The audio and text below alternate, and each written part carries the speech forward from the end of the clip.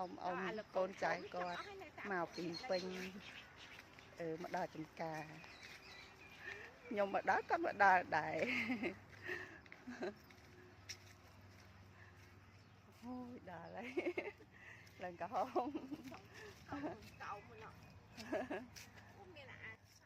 ពេលអាយុច្រើនទៅចូលចិត្តមនុស្សចាស់បងប្អូនចូលចិត្តអ៊ីឲ្យទៅលេងស្រុកអ៊ីហ្នឹងឃើញអ៊ីនៅចិត្តផ្ទះគាត់អង្គុយលេងមួយម៉ាក់អ៊ីស្បាយចិត្តចាហើយនេះអ៊ីគាត់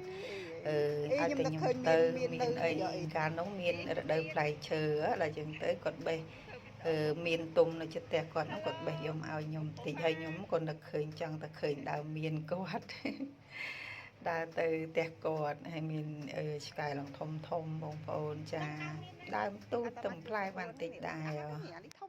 អ្នកចិត្តខាងនៅសអ៊ីនឹងម្នាក់គាត់បានគ្នាពីអ្នកម៉ាក់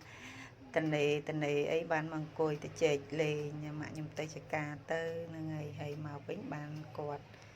ចាហើយរដូវបុណ្យទានចាបានមានអ្នកម្ដាយនៅចាទៅដល់ស្រុកបានជួបគាត់នៅចំការអីចឹងបងប្អូន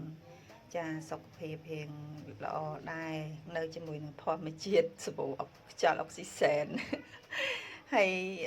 នៅក្នុងចំការហ្នឹងពលឺថ្ងៃតិចហើយគាត់ចូលចិត្តធ្វើពលកម្មខ្លះទៅរឹងធ្វើឲ្យសុខភាពគាត់រៀងរឹងមាំឆ្នាំនេះចូលរួមបុណ្យកឋិនបានរៀងច្រើនចា